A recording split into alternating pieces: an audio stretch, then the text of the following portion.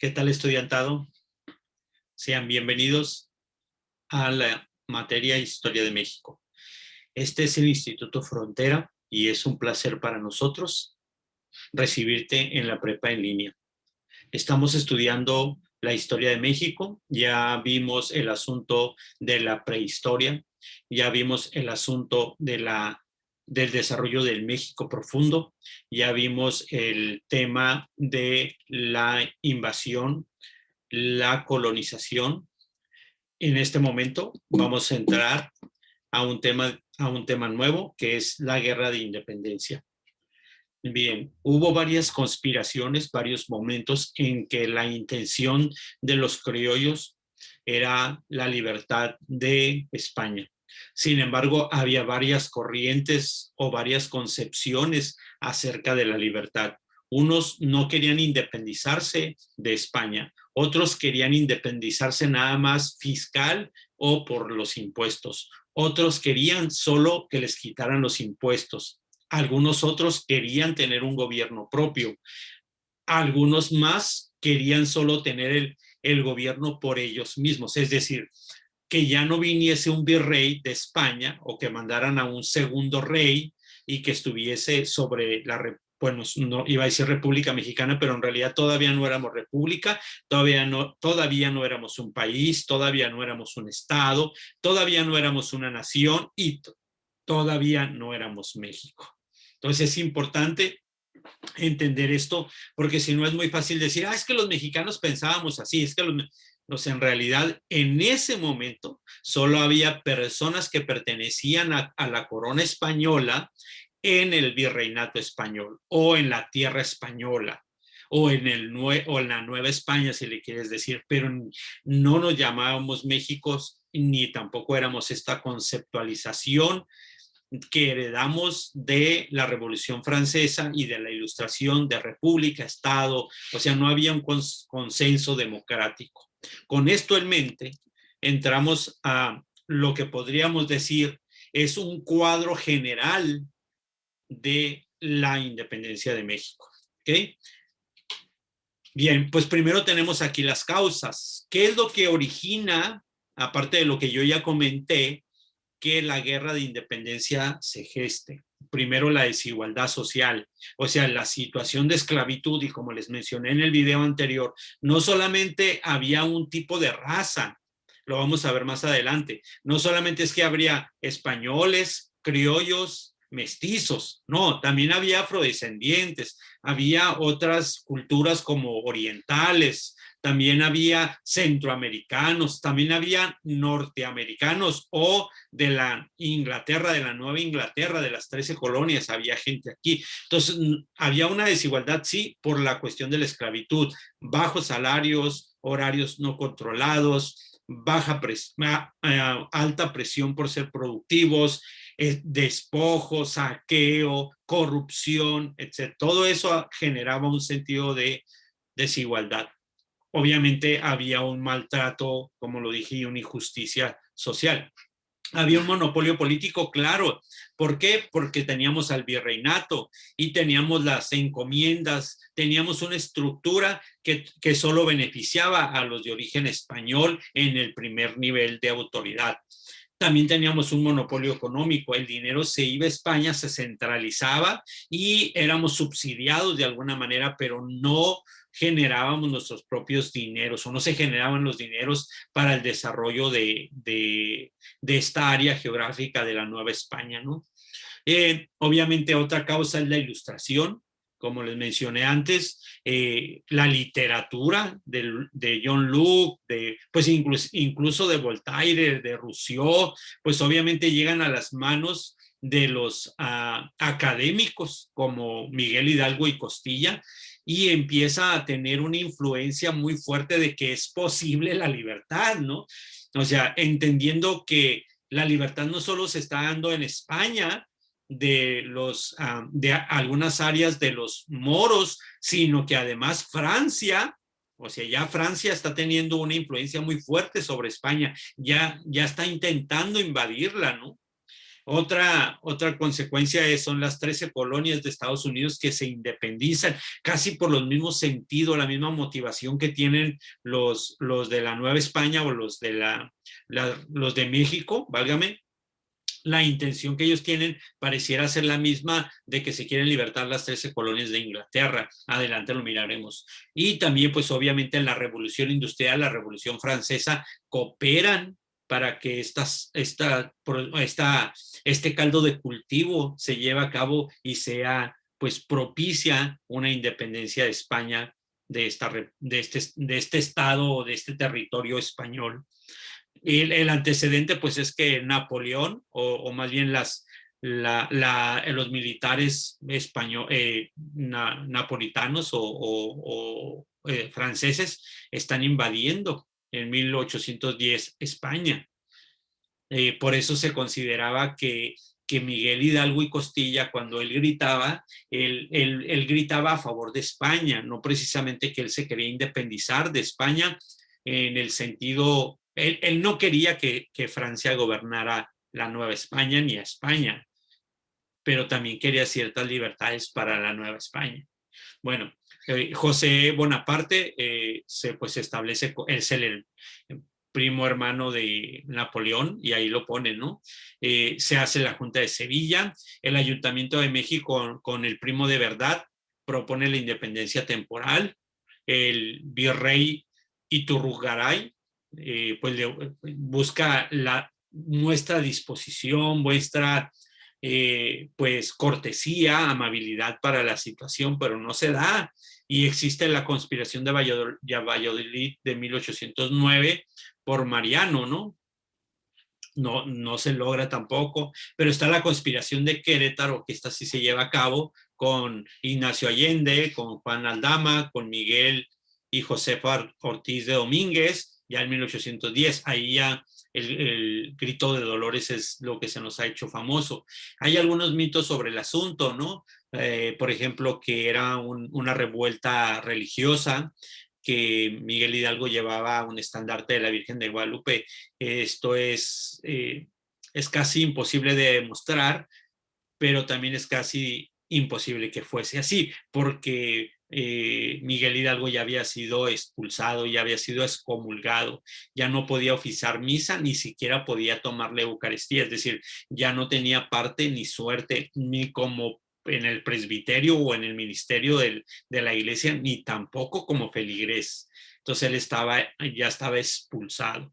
No participaba en eso. Se descubre obviamente la conspiración que estaba para octubre, se descubre en septiembre, y José Ortiz de Domingo le avisa a Allende y a Miguel Hidalgo, y es cuando hacen el grito. También se considera que no precisamente se tocó una campana como tal y que no se sabe exactamente qué gritó. Por eso los presidentes en México pues tienen la libertad de, pues obviamente dicen viva México, vivan los héroes que nos dieron patria, porque obviamente sí queremos que México perdure, que tenga longevidad, y también pues en honor y en honra a la vida y al sacrificio de muchos hombres y mujeres que dieron su vida a favor de tener un México más consensado, más libre, más unido, más democrático. Bueno, pues sí existe ese sentido, pero dicen por ahí algunos que dijo viva el rey, muera el rey, otros que viva el rey Francisco, otros decían que muera José Bonaparte, otros decían que viva la Virgen de Guadalupe, otros decían que viva la libertad, que vivan los derechos individuales, etcétera. Realmente no se sabe qué gritó. No hay un hecho escrito de qué pudo haber dicho. Hasta la fecha no sabemos, y no hay un documento o elementos antropológicos o históricos para poder demostrar esto. Bien, pasamos al desarrollo ya de la guerra de independencia. Primero, pues que el grito de Dolores se da el 16 de septiembre de 1810. Hay un cambio en el calendario de hacer el grito el día 15 en la noche, porque pues está también este mito, ¿no? Que Porfirio Díaz cambió la fecha porque él cumplía años el 15 de septiembre, pero en realidad esto puede ser solo un mito. Sí lo cambió, pero no era precisamente por la motivación de que era su cumpleaños. Pero celebramos el día 15. En verdad, y se los digo de manera personal, yo no sé por qué celebramos el arranque y no tanto la consumación, que fue el 27 de septiembre de 10 años después, ¿no? ¿Por qué no logramos hacer pues este evento como realmente una, pues una consumación, el logro de lo que un día se inició, ¿no? El ejército de Hidalgo pues realmente era una chusma. Imagínate, o sea, no teníamos armas de fuego, teníamos palos, machetes, picos, pues posiblemente una lanza, una flecha que pudiésemos haber hecho, pero hachas, pues realmente no parecía como una guerra como realmente la podíamos concebir, sino más bien como un grupo de jornaleros que lo que tenían palos y piedras y resorteras y ondas para ir a atacar a un enemigo. Pero es muy impresionante. Imagínense la gritería, la algarabía, el mitote que se podía generar con un pueblo enardecido por la libertad, por sentirse ofendido, por sentirse violentado en sus derechos, violentado en su economía, sus mujeres y sus hijos violentados. Pues entonces, obviamente los soldados, muchos soldados del ejército de España pues, que eran de la tierra de la Nueva España, que también eran parientes de los otros, pues obviamente renunciaban y se unían y obviamente les iban despojando las armas, pero quiero que regresemos al principio, o sea, no quiero que piensen a un ejército formadito, no haciendo paso redoblado y con una bandera, no, claro, o sea, era el troche moche, al ahí se va, y había ciertas estrategias, ciertas resistencias, eso sí, sí, gracias a la estrategia de Hidalgo, gracias a la estrategia de Morelos, entre otros, pues se logra la independencia en muchos estados. Algo que creo que se critica como errores de Miguel Hidalgo es que iba tomando ciudades o iba tomando territorios o estados, como le podemos decir hoy, y no se posesionaba realmente de ellos, o sea, entonces permitía que los sobrevivientes y algunos otros que estaban en contra de la independencia, pues se volvieran a reorganizar y se volviesen a levantar, no dejaba como guarniciones, pues entonces era un error que creo tuvo discrepancias con Morelos por el asunto. Entonces, vence, por ejemplo, en Guanajuato, en Valladolid y en el Monte de las Cruces, no entra a México y pierde en Acapulco. Por ejemplo, todo el mundo quería ir a México y él decide no darle la vuelta por Guerrero y pierde en Acapulco. Se establece en Guadalajara y ahí en el mando hace un mensaje, una carta de abolición de la esclavitud, forma un gobierno, es decir, establece una estructura gubernamental y funda el periódico que se llamaba El Despertador Americano.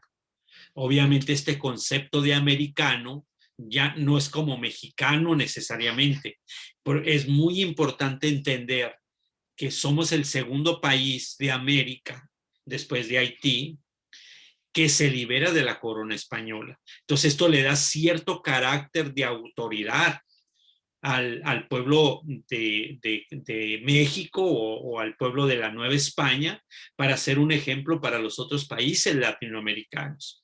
Entonces, no quiero que se conciba a México como realmente a muchos mexicanos lo quieren ver, como, es que México pues siempre ha sido un pueblito ahí, o sea, realmente no, y hasta la fecha tenemos una influencia muy fuerte sobre América Latina, o sea, si hay cambios estructurales, si hay cambios sociales, México es primero en muchas cosas. Y entre la economía, entre Chile, Brasil y México siempre oscilan mejor que cualquier otro estado o república de América Latina.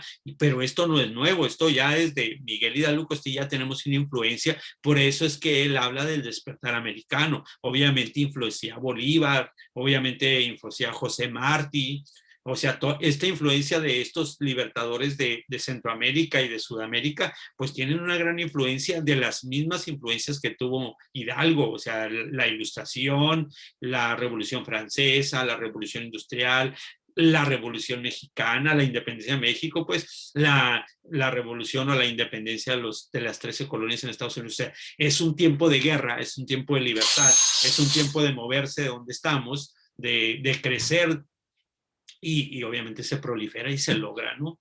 Otra cosa es derrotado en el puente de Calderón por Calleja, o Callejas, decía mi papá. Calleja era pues un general del ejército del gobierno, y ahí trataba de establecerse siempre, no huye a Saltillo y le entrega el mando a Rayón. Obviamente Rayón como Hidalgo, o sea, todos son perseguidos ya con el sentido de traición al gobierno, ¿no? Esto sigue sucediendo cuando alguien no se alinea a los estatus, alguien no se alinea a las formas, a la estructura operante, a la funcionalidad, pues entonces pues hay que destruirlo porque ataca a las instituciones, ¿no? Realmente las instituciones y los países, las naciones, tenemos que estar en un estado de evolución, de transformación y mejoría social, y pues para eso ahí puede haber discrepancias, puede haber sentido crítico, puede haber una dialéctica negativa, pues para generar una antítesis de lo que siempre se ha creído, ¿no? Bueno, regresamos es llevado preso y es fusilado en Chihuahua el 30 de julio de 1811. Por ahí está todavía su monumento, ¿no? La etapa de Rayón, que obviamente ya le pasa la estafeta, ¿no? Rayón se va de Saltillo a Zacatecas y ahí publica elementos constitucionales, ¿no? Ahí nombra pues la independencia temporal y levanta un movimiento que se llama las garantías individuales. Obviamente, y vuelvo a este asunto porque es muy importante, vuelve a este sentido de la Revolución Francesa, las garantías individuales que hoy le llamamos derechos humanos, que hoy le llamamos derechos fundamentales o derechos individuales, ¿no? Se establece en Zitácuaro y hace la Junta de Zitácuaro. Rayones pues, se nombra presidente y Alicia Haga y a Verduzco los nombran vocales. Obviamente Callejas vence a Rayón y Rayón huye. O sea, Calleja era un buen estratega. La etapa de Morelos toma el puesto simultáneamente que está Miguel Hidalgo y Costilla, nada más que se divide en el país. Morelos prefiere los ejércitos más pequeños pero disciplinados y hace campañas, sus campañas de integración, pues se une a Galeana, a Bravo, a Vicente Guerrero, y obviamente huye a Acapulco, se va a Acapulco, ¿no? Sitia Cuautla, Guerrero en 1812 y triunfa en Orizaba, Tehuacán, Oaxaca y Acapulco. O sea, digamos que lo que hoy se conoce como el sureste o el centro del sureste mexicano, que es Oaxaca, Guerrero, Veracruz, esa parte es tomado donde querían hacer el cruce del Golfo del Golfo de México con el Pacífico. Se quería hacer ahí un cruce ferroviario y automotriz en el gobierno de la Cuarta Transformación. Pues es ahí donde este cuate gana, hace el Congreso de Chilpancingo y publica los sentimientos de la nación, que considero todavía es algo muy rescatable y está hablando desde el corazón, ¿no? Los sentimientos de la nación. Obviamente promueve las garantías individuales, la justicia social y levanta la Constitución de Apatzingán de 1814. Y al final pierde en Valladolid, perseguido, aprendido, pues es asesinado en Cristóbal, Acatepec, en el Estado de México, el 22 de diciembre de 1815. Pareciera que cada vez que mataban un caudillo, se supone, pues la gente tenía que estar desanimada, tener sentido de pérdida, pero en realidad no, era como una inyección, era como podar un árbol, ¿no? Entonces Apodaca es el nuevo virrey. Los guerrilleros como Amo Torres en Jalisco, Pedro Moreno en Guanajuato, Nicolás Bravo en Guadalupe Victoria, Veracruz, Mina, vino de España acompañado en una compañía por 7 meses para ver qué podía hacer y participar. Vicente Guerrero en el sur es el único que queda resistiendo. al final es el que intenta hacer las cosas diferentes y aguanta, ¿no? Pero al final es él quien firma con Iturbide, ¿no? Al final es la negociación que hace. La etapa de la consumación, que es el 1810, Fernando Riega, que es el Fernando VII, es el que, pues que ya dice, ok, conspiración se acaba, ¿no? Iturbide provocan el plan de Profesa y no puede vencer el Guerrero, entonces se une con Vicente Guerrero, hacen la Junta de Independencia y se comete un error de unir la religión. Entonces se hace como, está bien, vamos a ser mexicanos, pero la influencia de la religión católica o la iglesia grecorromana, con la influencia ahí.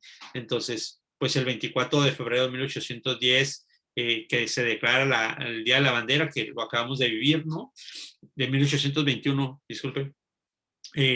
Se logra el acuerdo entre estas personas y se proclama la independencia de México con Juan O'Donoghue, y se empieza a desarrollar lo que hoy conocemos como México. Es muy interesante que lo miraremos más adelante, que 100 años después de este movimiento, las personas que perdieron el poder ya lo vuelven a tener. Y si no todas las personas, sí la idiosincrasia, sí la idea, ¿no? Y como les decía, el 27 de septiembre de 1821 se declara la consumación de la independencia de México a través de Iturbide y Guerrero. O sea, aquí es muy importante comprender que no estamos pensando en la república. Estamos acostumbrados a los imperios, estamos acostumbrados a las monarquías.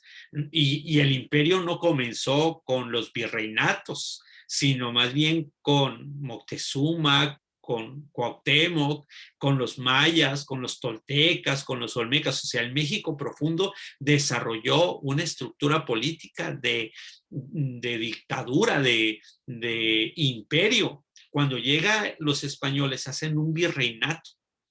¿Okay? Entonces el virreinato es el segundo del rey o dos reyes, ¿no? El primero y el segundo virreinal de dos. Posteriormente, cuando nos liberamos de los españoles, lo primerito que se intenta establecer en México, pues es el nuevo imperio mexicano, ¿no? Eso es lo que se intenta hacer. Con la idea del imperio mexicano, pues no se logra atravesar o romper con la idea de una república. Entonces, pasamos de la dictadura de Iturbide, pasamos de la dictadura de Iturbide o del imperio de Iturbide a la dictadura de José Luis López de Santana. López de Santana, pues gobierna más de 30 años el país. Lo total, se logra quitar la corona o el poder político de Santana y se lo dan a Porfirio Díaz. Y sigue con el concepto de dictador, sigue con el concepto, bueno, si ponemos a Benito Juárez, también dictador. Y si de ahí brincamos ya a una postura más democrática, más incluyente, pues nos daremos cuenta que también el PRI, que nace de todo este movimiento de la Revolución Mexicana, se convierte también en una dictadura. Entonces se hace partidista. Entonces, realmente México, el México profundo, el México colonial, el México el México libre, pues siempre ha estado sujeto a una estructura muy rígida de pocos hombres o pocas mujeres gobernantes, ¿no? Dictadores, virreinatos, emperadores. Entonces siempre ha sido presidencialistas, entonces siempre ha sido como que estamos sujetos a ellos. Entonces espero que podamos modificar estos patrones de pensamiento histórico y que estos ejemplos y los contextos que se están dando en el mundo en este tiempo, en el siglo XXI, pues nos den una perspectiva de que se pueden hacer las cosas diferentes, ¿no? Bueno, puse aquí copié una lista, un cuadrito comparativo de los países latinoamericanos y los países americanos, etcétera, ¿no? Por ejemplo, Estados Unidos, los estados, las 13 colonias, se liberan a través de George Washington del Reino Unido. Y el país de Francia, pues es como el invasor, intenta invadir pues no solamente España, Portugal, Grecia, el Medio Oriente, el norte de África, etcétera, ¿no? O sea, Napoleón creció demasiado. Hay que entender también que Luisiana, que está entre lo que era la República Mexicana, aquí lo vamos a ver en un mapa más adelante, y lo que son las 13 colonias a un lado de Miami, entre Miami y Texas, se desarrolla una colonia Luisiana que es de Francia, que también se libera, y al final Francia le vende a Estados Unidos Luisiana. Después le compran a Santana estos estados, Nuevo México, Texas, etc. Bueno, Texas más bien se libera de México y ya nada más queda la parte del norte que colinda con Canadá, que al final son expulsados los indígenas o que los encierran en reservaciones como cierto respeto a sus derechos. Bueno, Haití, que se le liberó el 1 de enero de 1804. Recuerden, nosotros lo hicimos hasta 1800, empezamos en 1810 y terminamos hasta 1821. Está Chile el 18 de septiembre de 1810. Y si ustedes ven las fechas, cómo posteriormente todos empiezan a hacerlo. Y muchos de ellos, como, no sé, Panamá, Costa Rica, Nicaragua, el centro, América Central, se libera casi 10 años, 11 años. Es más, nosotros estamos a un mes de la consumación de la libertad cuando ellos empiezan a buscar su lucha de independencia. Obviamente Simón Bolívar ocupa un lugar preponderante en el asunto. Simón Bolívar es mucho más respetado en América Latina que Miguel Hidalgo Costilla o José de San Martín, ¿no? Que tiene una influencia muy fuerte tanto hasta el siglo XX. O sea, logra brincar el siglo XX su influencia política, sus ideales, ¿no? Entonces, bueno, pues aquí está José Martí también, muy importante. Él lo hace en Cuba y se supone que la idea de Fidel Castro cuando en los años 60 que se viene a México, se viene a estudiar a México la doctrina de Martí. José Martí viene aquí para aprender de ello. Obviamente lee a todos estos y lee a Marx, pero también lee a los primeros independentistas que tuvimos, ¿no? Bueno, ahí pueden estudiarlo más a grosso modo y si les interesa alguno más, pues ya tienen la idea de qué investigar, ¿no? Y lo que les comentaba del nuevo Imperio Mexicano, ¿no? El Imperio Mexicano tenía la intención, pues, de volver a ser el México que era antes de la colonia. Esto no se dio, obviamente duró meses la idea. Y todavía en este tiempo, en el siglo XXI, todavía hay algunos brotes de gente promoviendo el sentido del Imperio Mexicano, de regresar a este sentido de libertad imperial sin depender de una estructura democrática como la tenemos hoy, como una república, como un estado, como un país, como una nación. Bueno, y aquí hago un poco una narración del desarrollo de la libertad que nosotros tenemos en nuestro país. Y tenemos, por ejemplo, en 1810, pues que empieza todo el meollo de ya el concepto de libertad, el concepto de país, y tenemos al señor Guadalupe Victoria, que él se pone el nombre de Guadalupe Victoria, Guadalupe por la Virgen de Guadalupe y Victoria porque dice que la Virgen de Guadalupe es la Victoria, y él sí trae un estandarte, y él se convierte en el primer presidente, el presidente constituyente, constitucional de los Estados Unidos mexicanos, ¿no? Se jura la Constitución en 1824, que es lo que celebramos. Esta es la celebración primera, la primera Carta Magna, que es la que hemos ido modificando, ¿no? Y hasta 1917, que fue 1957, 1857, 1917, y de ahí le hemos ido modificando y modificando leyes, y la Constitución mexicana es una de las constituciones de los países del mundo que ha tenido más reformas y cambios. Se proclama la ley de expulsión de los españoles. Son los españoles los únicos que expulsamos, ¿eh? Ya en el siglo XIX, en el siglo XX, expulsamos chinos, japoneses, norteamericanos, españoles, etcétera, ¿no? Vicente Guerrero pues finca un gobierno en 1829.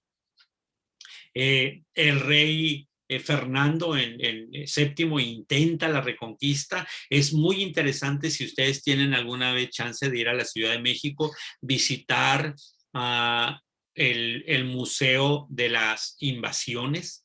México se ha intentado invadirlo 13 veces. 13 veces se ha intentado, o sea, que gente extraña, otros países intenten venir a México a invadirlo o a colonizarlo. No es cosa fácil, ¿eh?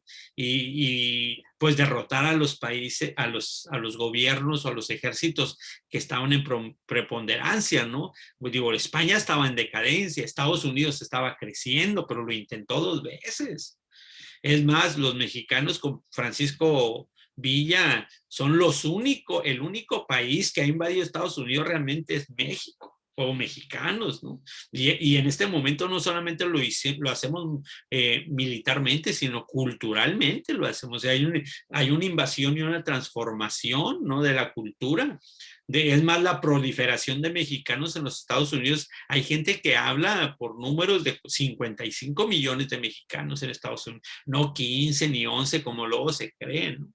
Entonces, es considerado que estamos más de 150 millones de mexicanos y que la tercera parte de esos están en los Estados Unidos.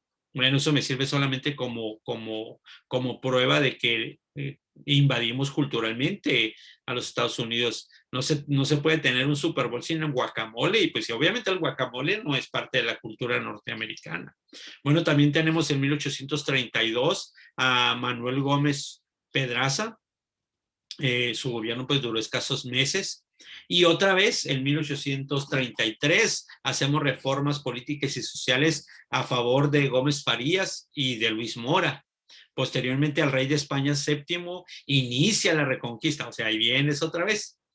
Esta es la tercera vez que lo intenta. Entonces, imagínense, Francia lo intenta 2 veces, España lo intenta 3, Estados Unidos lo intenta 2, Japón lo intenta, etcétera, ¿no? El Imperio Austrohúngaro, primos hermanos de los alemanes, lo intentan. Uh, lo intentan con Carlota, lo intentan con Maximiliano en el tiempo de Benito Juárez, ¿no? Miguel Barragán tiene su duración de gobierno escaso, 1 año, y después a mediados de 1835 viene la independencia de Texas. Recuerde, Texas no fue vendido, Texas se independizó y se firman los tratados de Velasco. No nos alcanza el tiempo para platicar de todos los tratados que se hicieron, pero lo miraremos más adelante, ¿no? El 1842, Nicolás Bravo pues se establece como gobernante también 1 año. No sé si ustedes ven cómo los duraban 3 meses, 9 meses, 11 meses, 1 año, 1 año y medio. La junta de los notables, que generalmente eran los que tenían el poder económico, pues nombraron a Santana. Es sí curioso cómo Santana le daban el poder para ser presidente y no estaba interesado. O sea, ejercía y administraba, pero buscaba cualquier conflicto para irse a la guerra.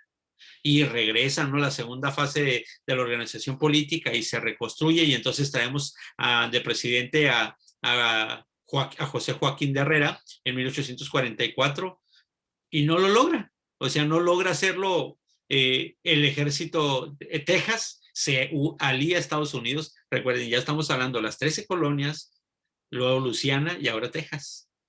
Y todavía no se vende la otra parte, pero ahí andamos en eso, ¿no? El ejército mexicano gana la batalla contra la invasión española, ¿no? Se logra, Mariano Paredes gobierna en 1 año y Arrillaga, esos dos en 1 año, y inicia la guerra de México contra Estados Unidos. Tenemos un enfrentamiento a finales de de los años 40 del siglo XIX. Y Juan Bautista Ceballos, su gobierno también dura un año, menos de un año. Se firma el Tratado de la Mesilla, y aquí se cede un pedacito entre Chihuahua y Durango, algo que se conoce como la Mesilla, que le convenía al gobierno norteamericano que lo tuviera, y se le cede, ¿no? Y regresa otra vez Santa Anna a la presidencia, estudiar la historia de Santa Anna. Les voy a recomendar un video en YouTube que se llama Cómo leer en libertad, y busquen a Santa Anna, ¿no? Para que tengan una visión un poquito más profunda del asunto. José Bocanegra, en 1829 gobierna menos de un año. Después entra Anastasio Bustamante, 2 años, Melchor Musquiz, 1 año, y vuelve José López de Santana. Ese ya lo vemos hasta en la sopa, ¿no? Y otra vez vuelve Anastasio Bustamante, y vuelve López de Santana. Bueno, yo voy a terminar la historia, ¿no? Y vuelve Anastasio Bustamante, y no, ya no. Francisco Javier entra en su gobierno otra vez, y obviamente Santana ya se regresa ahí a su hacienda, está muy contenta, y vuelven a ir por él en 1841. Dura su gobierno muy poco, renuncia porque anda peleando nomás, lo vuelven a llamar, se vuelve a ir, y así anda, ¿no? Oscilando. Entonces, por eso decimos que su gobierno duró más de 30 años, porque gobernaba un tiempo y luego después no, y después sí. Entonces, era un poquito complicado cómo Santana hacía este asunto, ¿no? Y en 1847 Santana otra vez vuelve a tomar el poder, y lo deja para que Manuel Lombardini tome el gobierno, y en 1853 a 1855 vuelve Santana a tomar el poder. O sea, digo, es como entre Iturbide y 1853, 30 años, 32, 34 años estuvieron bajo la autoridad de Santana. Es increíble. Voy a parar aquí. Los espero en el siguiente video. Estamos en contacto. Muchas gracias por su atención.